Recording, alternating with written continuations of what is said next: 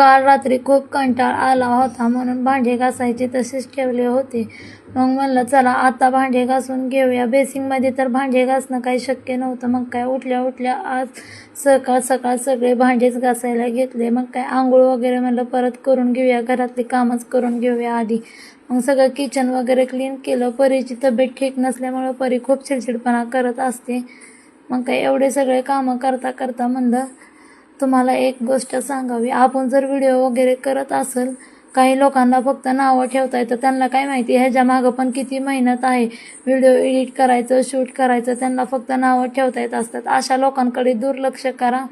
इकडे बघा छोटी किती गोड स्माईल करते. त्यानंतर परीला हॉस्पिटलमध्ये घेऊन जायचं होतं. मग काय सगळे घरातले कामं वगैरे उरकले.